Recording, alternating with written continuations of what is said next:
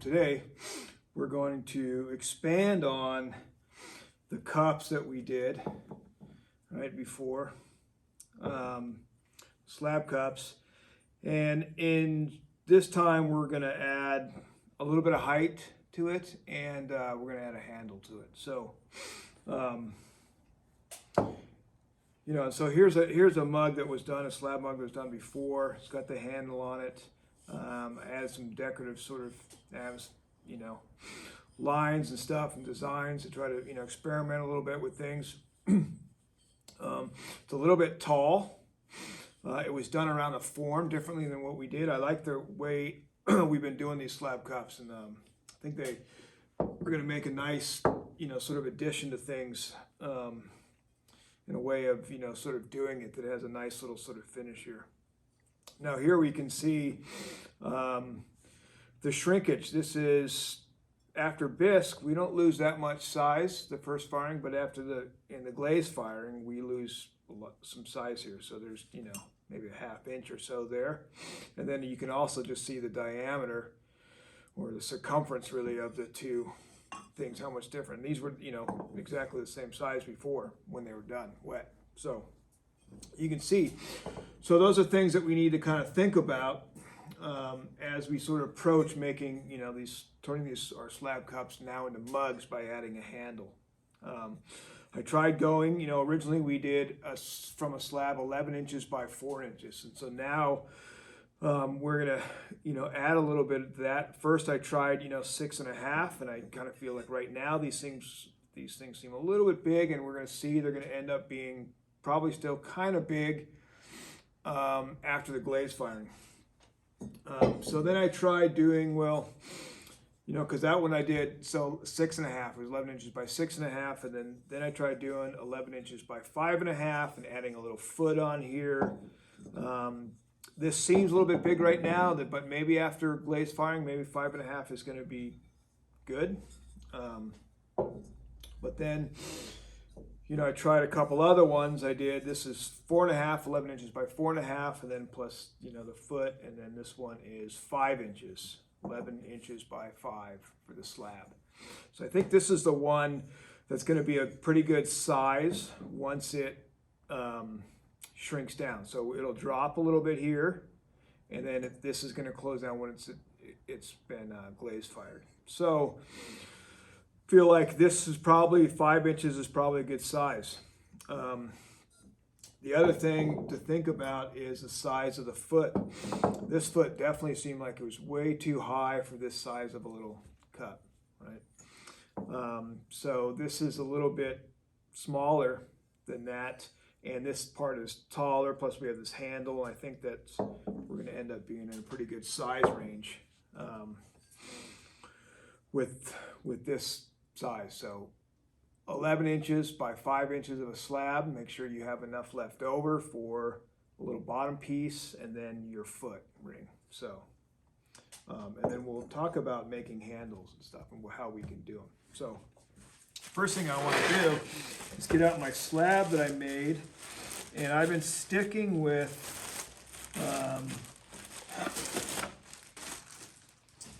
this texture that I really like, that's from the brick wall planter boxes right outside the classroom. I really like how we can use these sort of basically these grout lines here and then make our cut and fold down, and on the smaller ones you can see it like works real perfect. It sort of starts the downward sort of spot for the foot, right? So so when I make this slab, and I make sure that it is stiffened up a little bit, but not too much. I found that if you let these stiffen too much, they're really hard to bend around, right? So you want them to stiffen up a little bit, but basically not too much. So first thing I want to do is kind of figure out kind of where I want this thing to line up. So I'll probably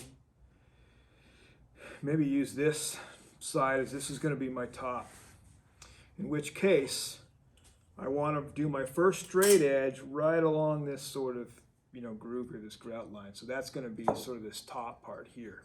So I will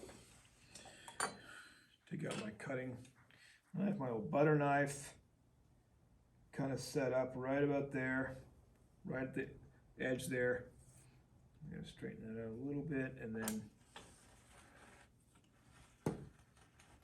cut that out. This piece I probably won't be able to use, but I need to make sure I have something left over for the bottom and for my foot ring. So then here I want to make sure I get pretty decent sort of space here. I need to make sure I have 11 inches. So I'm going to go pretty far over, cut my other straight edge, and then now again I have my square edge here that's, you know, a 90-degree angle there. And then from there I should be able to measure and make my cuts. So if I go over, push my ruler to the end here, mark my 11, push my ruler to the end over there, mark my 11, double check that that's 11, double check that that's 11. Remember, always the old carpenter's adage, measure twice, cut once. So I'm going to come over and make this cut here.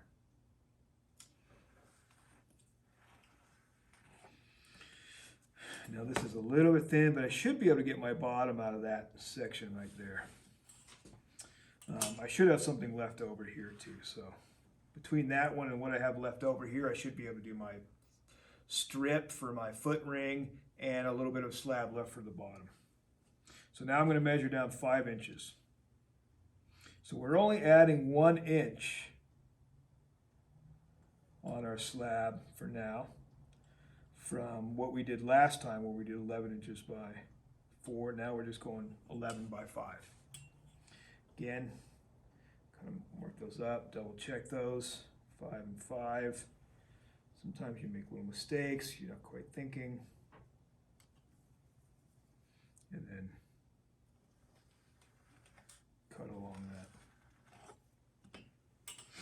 So that should be plenty for a bottom and probably even the strip for things. So I'll kind of put those to the side here. And then now we have this piece here. Now, what I like to do as I've been making these now, this was all new when we started this for me, but now I've made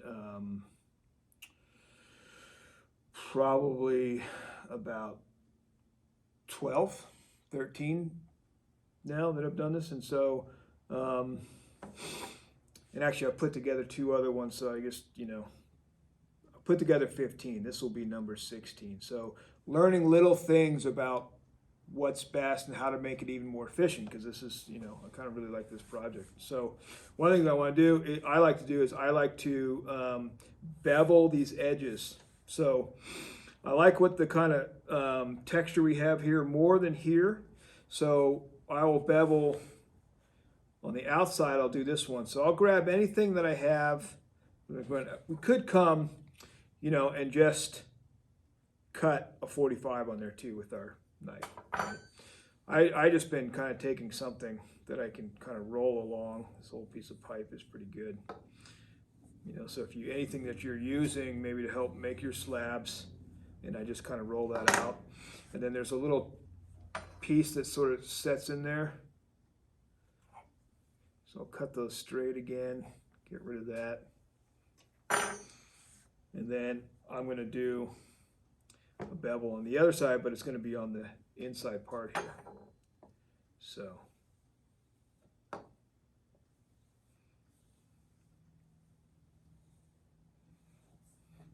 just to kind of flatten that so that when we put that together, we don't have a super thick spot. We still, you know, probably be able to see the seam a little bit, but that's okay. It's okay to people can see how things were put together. And I just like to tap those edges back. And then now I have these 2 spots here. So then I need to score them. So I'll take my little paper clip, Score that up on that side. I'll score the other side where it's going to connect to.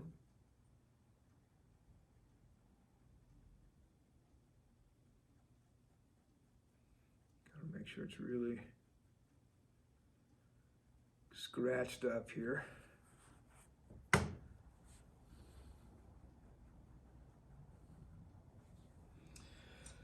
Sometimes these some of these little plastic knives are actually serrated, so if you find one, you can, you know, use that too, but they're not really that deep. So I think the paper clip is really still the best piece here. So then I'll start kind of rolling it around, and see if it gets too stiff. This part right here is a little bit hard to do. And then I always like to have a little bit of water. And what I've been doing too is so these little pieces sometimes that we cut off, I actually put into my little water so that I'm basically getting a little bit of the water that has a little bit of clay in it too. Doesn't need too much, just enough. And then going to get those to roll over. I want them to be relatively even on both sides.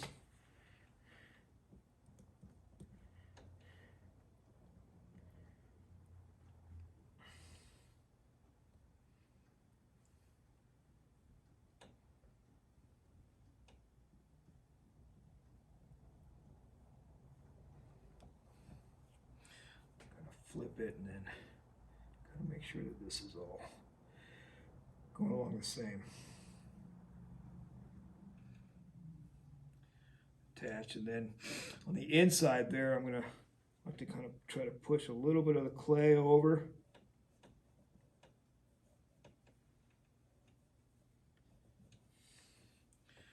Flip it so I can get to this other side in here. Right, just kind of try to push some of that clay over. You can use any of the tools. Some of these butter knives are nice because they have actually sort of a rounded, you know, edge right there that, you know, kind of works pretty nicely. Kind of push a little bit of clay and then kind of run it.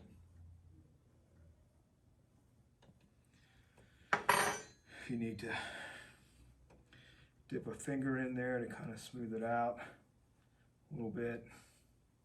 And then now it's starting to kind of oval a little bit and it has this sort of point. I don't really like that. So if I always try to keep this one, particularly this old Kraft macaroni and cheese plastic container here, works pretty nice.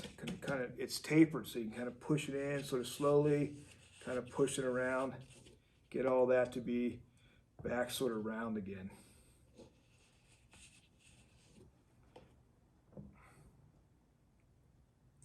Now the other thing I found that I like doing is, especially something round like this, I will take this and put this up against that, and I will go back out to my texture and wherever the wall I used or the piece of ground or anything I've been using, and actually, you know, and push that up against real quick this seam here, try to grab some of that texture again. And it also helps compress this a little bit, you know, here. So I'm just going to smooth this up and down right now to get rid of some of those finger marks there. Now, because of the way this works, I'm going to want to have my cuts come on this bottom part to fold in. So this is going to end up being the lip. All right, so this is the piece. So I'll flip it and then take one of my rulers, right? And I want to make those marks. All right, so that's going to be where I'm going to cut out those little triangles that we call darts. And I like putting one of them, you know, on the seam. So now I have my 4 little marks there. Let's make sure I can really see them.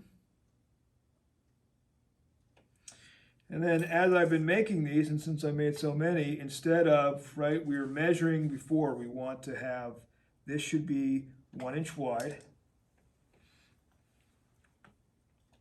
So if I center like the 1/2 inch mark, and then I go to the edge of the inch and the edge of the inch, so this is where I'm going to cut, and then I would do 3/4 inches down, and I would cut right there, right? So we would just cut right down. So I could cut to that point, and I cut that point, I take out that dart, right? That's what I'm going to do. Now, because I've been doing so many of those, I thought, oh, good idea if I make a little template. So I can basically go like this, set that down centered, right? Make my little mark on the sides of it. That's 1 inch wide popsicle stick, and then I cut a little point on it, and it goes 3/4 inches down from this point. So it goes down, and I have it centered, and I can just make this little mark and then cut down. This one was a little bit awkward, so I made it more like, so it looks like a kind of sword, so it's easier to hold in place and sort of point. But then even better is I made a couple out of a, sort of wooden food grabber. So we'll talk more about the food grabbers at a later date. So I kind of put those in, glued them together. So this one is 3/4, and I experimented here. Maybe we do 1 inch instead of 3/4. But so we'll stick with the 3/4 for now on this one, and we can kind of compare later. So then this way I'm able to just sort of, put this down, right, and working in front of me, mark, and then the point puts it in there, and then when I'm looking at it, I just cut right down to that point, and that way I'm not measuring or sort of thinking about it. I have this, my little template to work, and it just sits right on top of there. Make my marks there, the point, puts that in there, cut down. You can also take this, cut out a little piece of paper that's maybe a little bit taller that you can hold, and you could mark it like that every time. It's another way of doing it. So now I have my 4 darts cut out. So then I'll come back and I will score all of these spots where I'm going to connect it.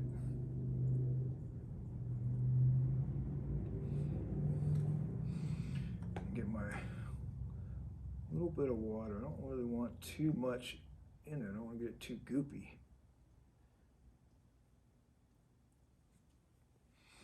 And we're only really adding water because this slab is set up. It's got a little bit dry here, so.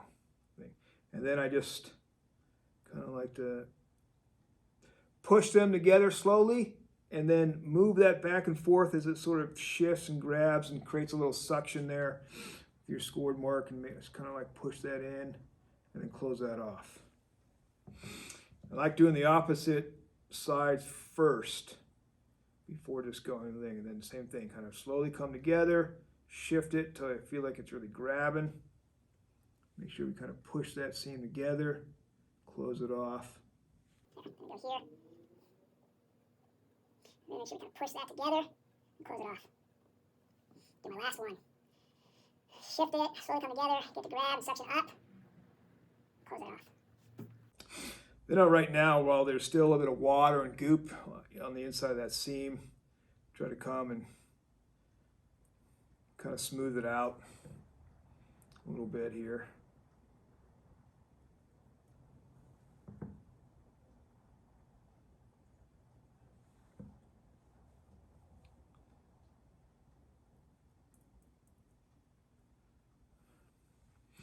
And then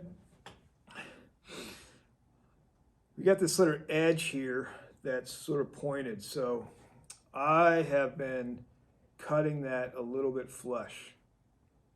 Doesn't have to be perfectly sort of flush, but just to get it to be a little flatter, put on there. So these little pieces like that I might throw into my water and let them break down and just help create a little bit of a slurry that I can use. instead of just straight water.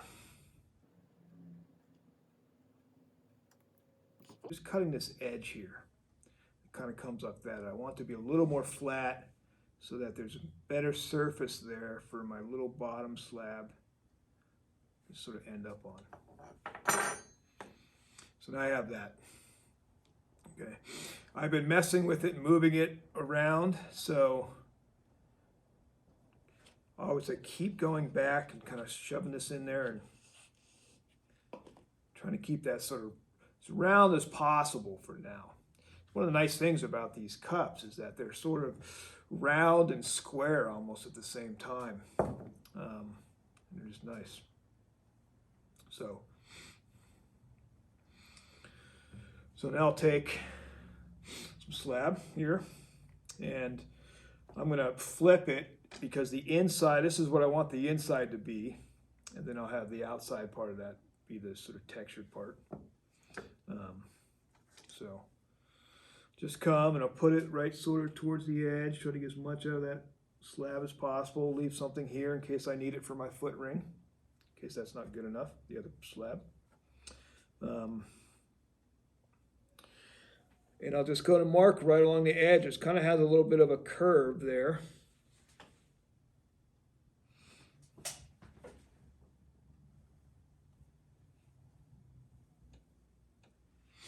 And then sometimes this part where you have the seam sticks out a little bit more. So I usually like to kind of mark that that's where that corner is. And then I kind of know. And so then on the inside here too, I'm going to mark because I'm going to cut that out. So then I kind of know that's the spot that I want to line up with that corner, okay, where the seam is. So then I'll cut, and I'll pretty much cut it pretty true. I'm just going to cut right on the outside of that line.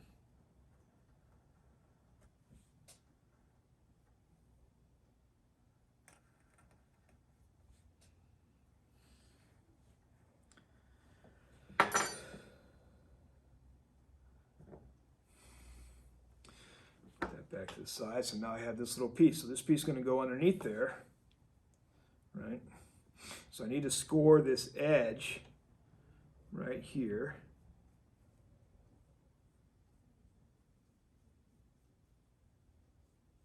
So kind of sort of do the long way, and then I'll come back and basically cross hatch it.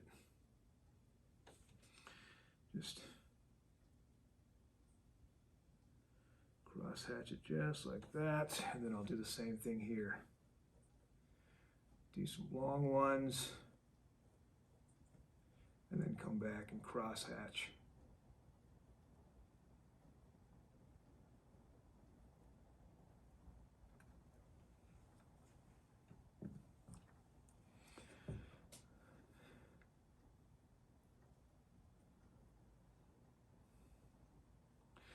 I don't want to get it too goopy. I want it to be able to sort of just grab. So there's my little mark for this corner where the seam is.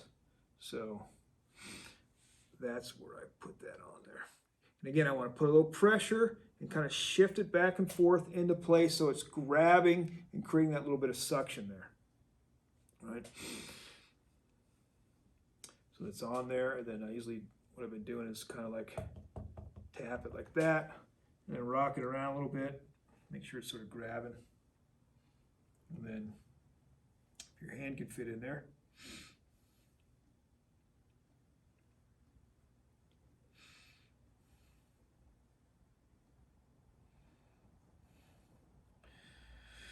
That might be the other experiment to try is a bigger circumference here. So maybe go 12 inches sometime. I might try that. It might also make it easier for me to get my hand in there. So I'm working with a size that fits my hands. Because this could be a little bit bigger. This could be wider. I think it could be okay. Just by a little bit. Right? So that extra inch could just make this, because I don't like the fact that I'm sort of distorting my lip here again. But I just keep coming back and working that the whole time. And then I like to just kind of push that seam just with my finger. Any excess clay that's sort of sticking out, kind of push up towards the main piece.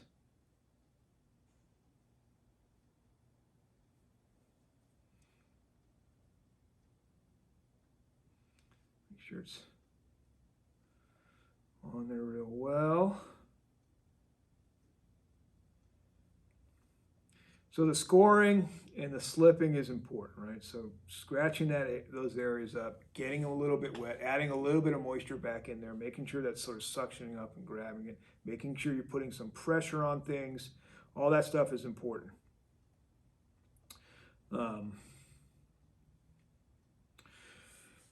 But the main thing is always drying slowly and evenly, you know. So you could do a really good job of putting things together, but if you don't pay attention to the drying and you let things dry too fast, they will crack and break and stuff like that. So come apart at the seams, literally at the seams. So put that to the side there. So now I want to make my strip for my little foot here. All right, so this is probably long enough. If I look at that, so it's 2, so potentially it's about 8 inches long. So I got it in there. So this edge is still pretty fresh. I think I'll use it.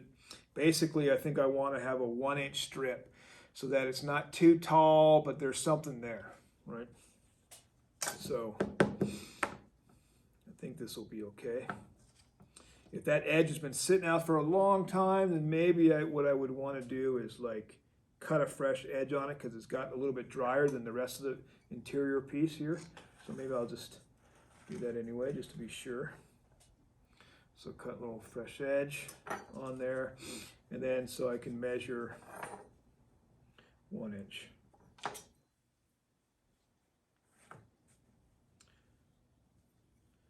So make my little 1-inch marks.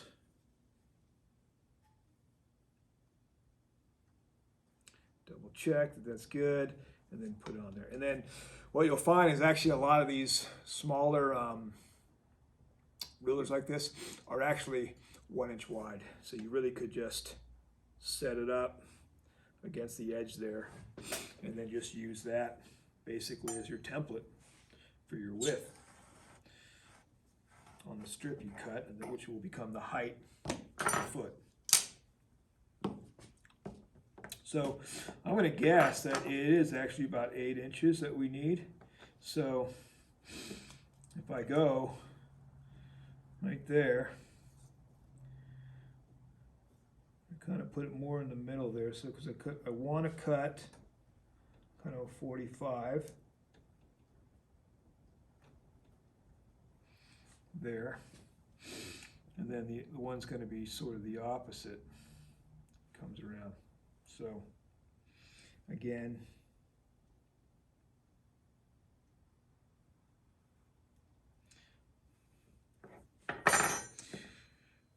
and I come up with 8 inches because this is about 2 inches wide. So if it's 2 inches, 2 inches, 2 inches, that should sort of float around there, right? And so kind of bend it slowly, especially as it's drying out. If this is really dry and you start bending it, you end up maybe getting a crack in some of your sort of pieces there. And I kind of cut that backwards. So it should be about right there.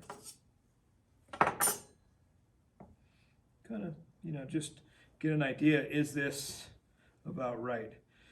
No, that's a little big. So I'm going to sort of shape it here a little bit.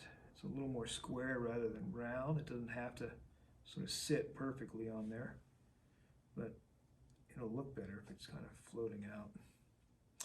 And I want that seam to be more in the middle of a thing rather than on a corner, preferably.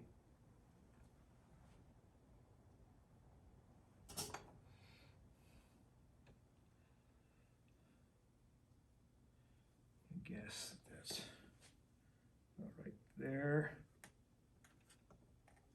And then you can make that work.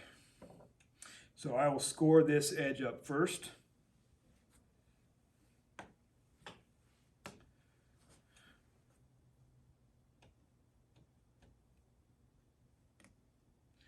small things, sometimes you can just dip whatever you're using right into the water and get some water like that. Again, shift, get that to sort of suction up there.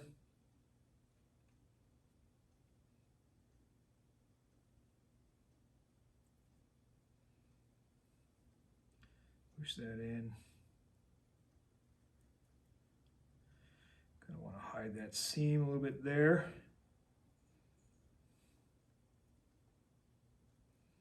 Do it on the inside also. And then I'm going to need to score this up.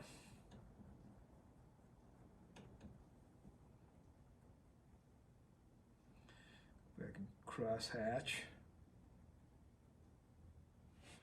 all the way through there.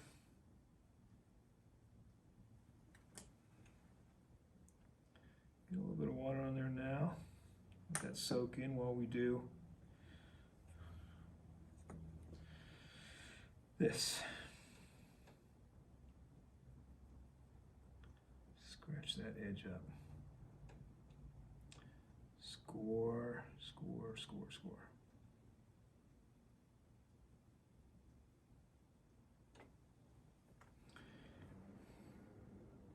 Little bit of water. This has got a pretty decent amount.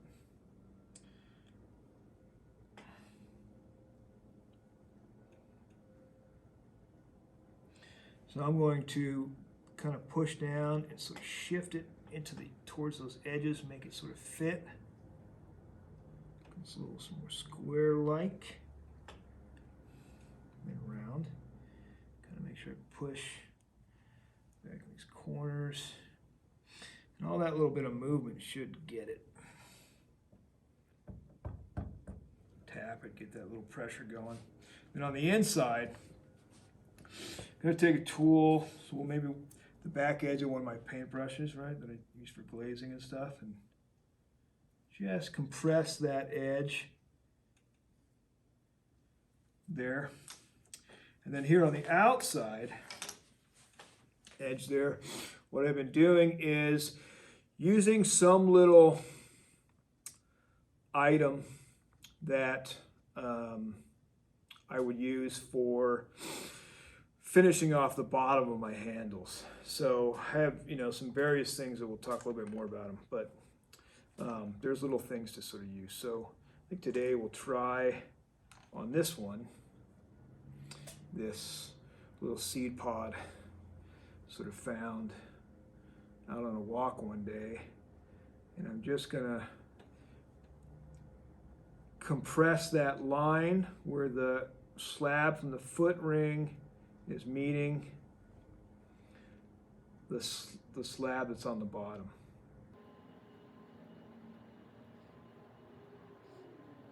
So we're just going to have another little ring, design, texture. Hopefully it doesn't look too out of place with the rest of it, but, sort of still in this sort of experimental phase with this project. Later, we'll get to a time where I find exactly what I like to use, and so then I'll stick with that the whole time. Like, I've already kind of decided that I like this texture the best for this form, but how I finish some of these things off are still sort of evolving. Right? So now I want to put my mark on there, so I'm going to use my stamp. And on any time I have a seam, this is where I want this to be the back. And so this is where I'm going to put the handle. And so then I want my mark on the back there. I don't like putting my mark up front.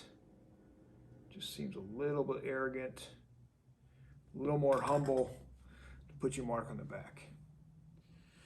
Of course, if I was really, really humble, I wouldn't sign it.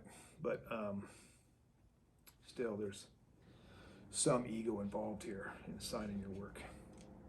So make sure that sort of stays round. Put that to the side as I start to think about handles. So there's different ways we can do handles. Some look better than others. We can actually take our, first thing we do, we have this left over here. So we could actually cut a handle out of this to use, right? So we have left, as long as it's still sort of nice and pliable. You know, even this is kind of some nice thing. It's actually even already tapered. We want our handles to be tapered. So probably want my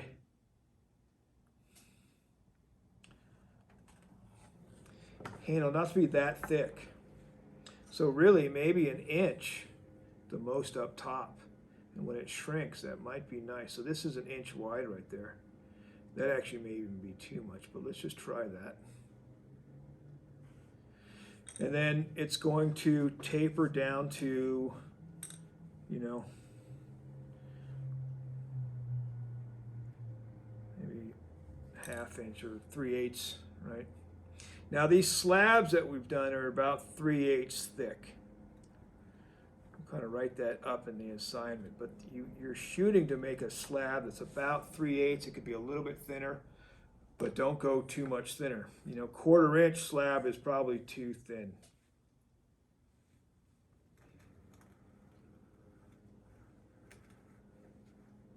So now I have sort of a tapered piece here that could be a handle, right? And so handles always, you know, and I might want to roll this edge here because that's going to attach there and then come around and attach there. It's a little bit thin spot right there with the texture. So I always want a handle to be in a question mark, right? Too often people make handles that look like this. You know, they'll just take something and whatever's left over or some bad little coil thing and then make some handle that's not only too big, right, too wide and open and stuff, but just stuck like this. That's what's going to happen to that thing. It's going to just break. But quite often, when there's something super thin and you let it dry really fast, it cracks right here. So it'll crack down on that sort of C, because this whole thing is drying too fast because it's very thin, and it's drying this way towards the piece, and maybe you did a good job of attaching it, but it's going to end up cracking right there. So the question mark is much better. For whatever reason, it works better. So we want to stick with that. So another way we do it by hand is, you know, I just grab a little bit of clay. It's probably bigger than we need. It doesn't need to be too much. These cups aren't that big. They don't need too much of a handle. And I roll out a coil, but I taper it. So I put a little more pressure to the right. So now I have this taper coil. So we can leave it round like that. That's not bad. But what I like to do is actually sort of flatten it. And then we'll tap the sides. Probably not going to use that part in there. And basically it's kind of like throwing out the slab. I want it to thin out a little bit. And then cut a little bit of an angle on there. So this part here is an angle. And depending on how wet this clay is, it may need to set up. But usually right out of the bag it doesn't. You can pretty much put that on and it'll hold its shape. So we have a nice, you know, sort of little round handle like that. Okay. So there's one. There's another one. We've done a slab. Roll it. Now we could also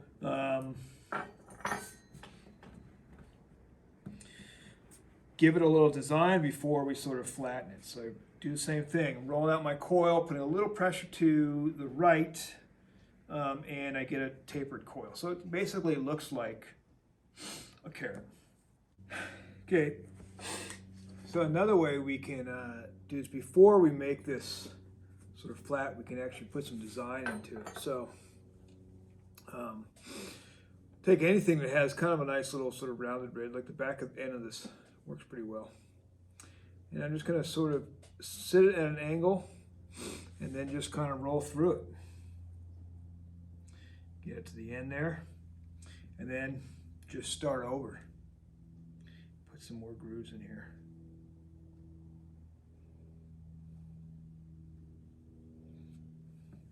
And you could do all kinds of different stuff to it, you know.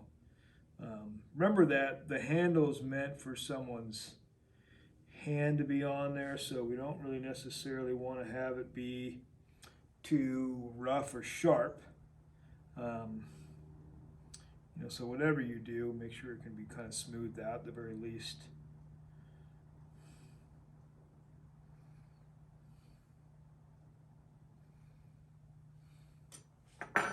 So something like that, and then I can come back and sort of flatten that out, and, you know, again, cut a little bit to where I think I might want to be.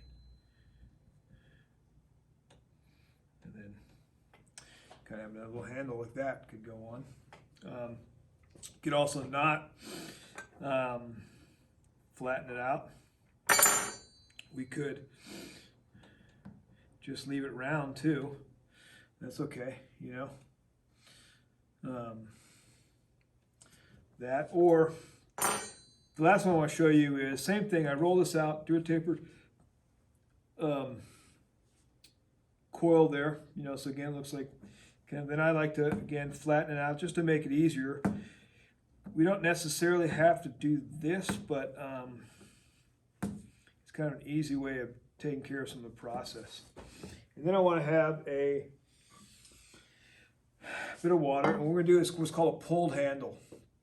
So basically what's going to happen is my thumb is going to make a groove here, right? And my pointing finger here is going to be on the back side, and it's going to keep that edge rounded.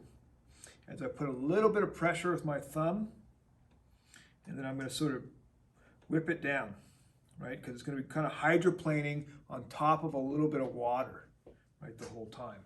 So this is how I'm going to kind of, my thumb is going to make that groove. My finger is going to keep this back, this sort of corners here, sort of rounded, okay? So that's what we're doing, this pulled handle. So just make sure I get a little bit of water on it, not much. Least amount of water, the better, but you want enough water so nothing's grabbing or sticking. Put a little bit of pressure, and then I'm going to whip it down. A little bit of pressure, and then whip it down. This is something that takes some practice and some time. And I want to make sure I have enough water in there that nothing's going to grab or stick, and so that my thumb and my fingers basically are hydroplaning across the clay there. And it'll stretch out and thin out, which is nice, right? You know, it's just like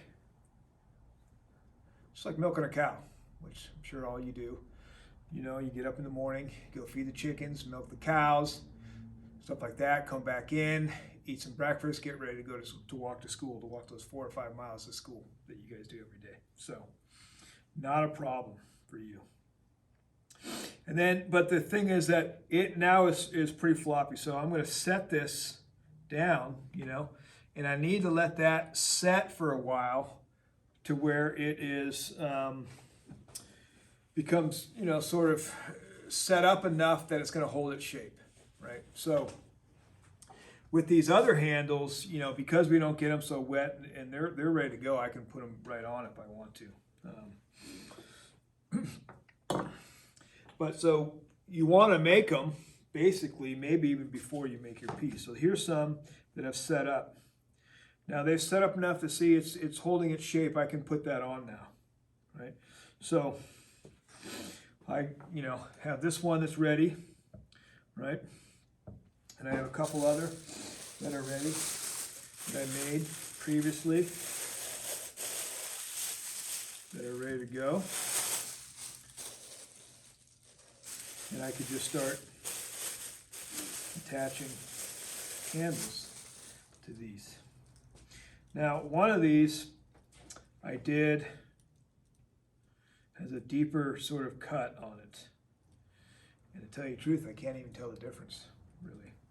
You know, they're both still about the same height.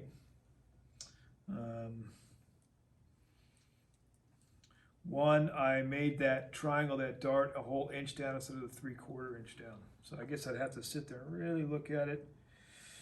I believe this is the one that has the deeper cut. And so in the end, I'd have to kind of see, you know, does it look better? You know, it seems like it's a little thinner down here. And so maybe in the end, it's going to end up being a little more sort of elegant looking, coming down like that a little bit more. So something to think about as we practice these things. Now, what I like to do is when I have a handle sort of ready, that these pulled handles are ready, I like to sort of line it up like this. So I'm going to put my piece so I can kind of see here, and I say, oh, okay, that should be about there. And I'll sort of mark it maybe about there. So then try to do a nice little sort of cut there. And then sometimes I cut a little bit more off than I think I need. Kind of set it there and then kind of see, does that work? So I want to have this part here right above my stamp. And so, you know, I'll set it up. So is that good? And I want the handle to be below, right? Sort of below this lip in the end. So that's about what I want. So I just kind of have it sit there, kind of push it on. It'll sort of grab for a little bit, and then I'll mark it. Just make a few marks so I kind of have an idea about where I'm going to score. So then, where the bottom of the handle is going to go, and I'll score that. Kind of cross hatch that up. Now this clay is sort of set up, so we really need to make sure that we get some decent scoring in there. Put a dab of water. Now, depending on how much these are set up, sometimes they're still sort of wet, you don't really need to do too much. Here, I think this is set up enough. I'm going to definitely score it. And maybe just a splash. That's got a lot of water there. And then attach again. I'm going to shift it in position, kind of get it to where it's supposed to be. Make sure it's sort of lined up here, right? And then I like to be behind the spot, and I'll start the bottom, kind of push that in. So I have my fingers behind it for a little support, and then I can set this here and be right behind here and just shift it back and forth, push it in, and down. Now, I'm not so worried about finishing right now, because right here, I just added my 9th spot that I attached clay to clay. So anytime that we attach clay to clay, I want to have it wrapped for an entire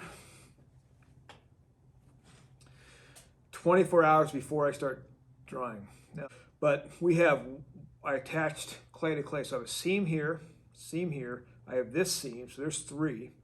I have 4 spots down there where I cut out the darts and attached. So now we're at 7. And then we put that bottom piece on, slab on, there's 8.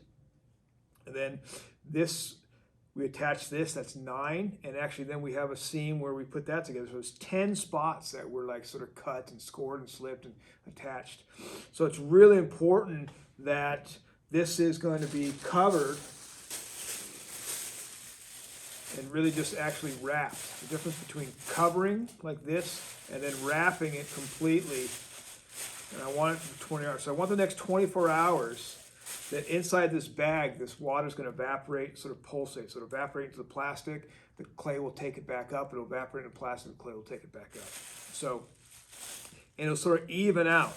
And then the next day, I can pull it out and I can go through and, you know, double check, do I need to do anything, smooth any parts out, maybe get a little nice transition from the texture to this and stuff like that. And then one of the things that for a long time was bugging me was right here. It just never really looked finished. It didn't look right. There was always this problem. And then, you know, I finally figured out I just need to do something, a little stamp or anything. I, you know, could even probably be moving that, use my my name, my initial stamp to sort of put in there. But what I ended up doing was finding actually this stick one day. So this is one of my favorite tools. Right? I found it outside in a park in Walnut Creek, outside the Walnut Creek Art Center. And it's nice is it has this little cup. I don't know what kind of tree it came off of, but there's a little cup right there. And it kind of, you know, I started messing with it to make this nice stamp. And so then I realized, oh, what if I just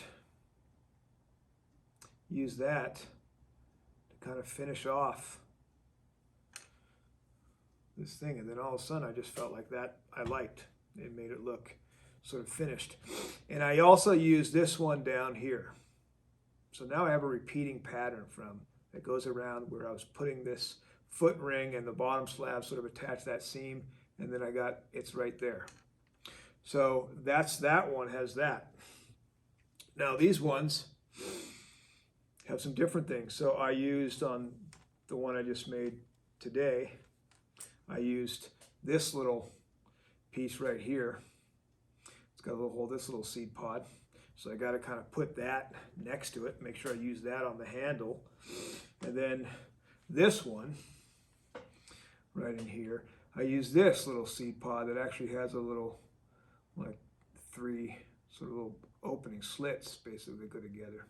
So that I'll have to use. So I'll have to put those to, you know, make sure I have them in there. So even if I don't get them to today, maybe I throw this inside and wrap it and keep it sort of pretty, but I should be able to attach some handles in there. And then just let it dry real slow.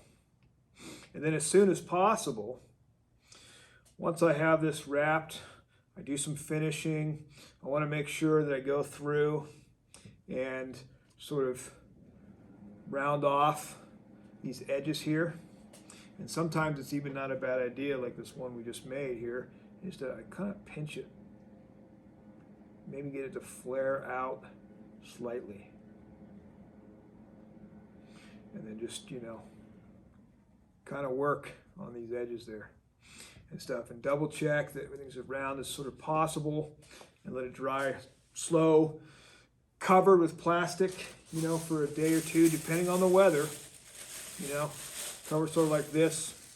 And then as soon as I can, with any kind of cup or bowl, I always let them dry upside down. This tends to be the thickest spots a lot of times here, and it'll dry more evenly compared to when it's upside like this. At the top here, all this area is exposed. It'll dry like really fast on you.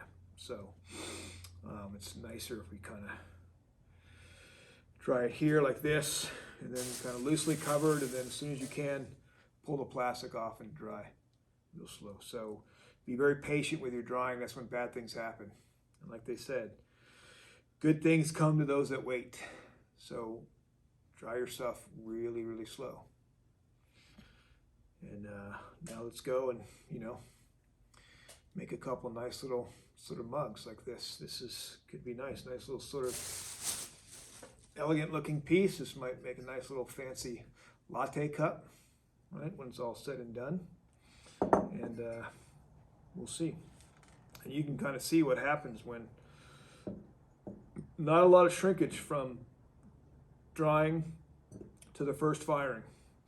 But like I showed before, this is where the most of the shrinkage happens, is right from this bisque firing to the glaze firing, the final firing. So find the shape and style that you want over time, and then just you can keep at that.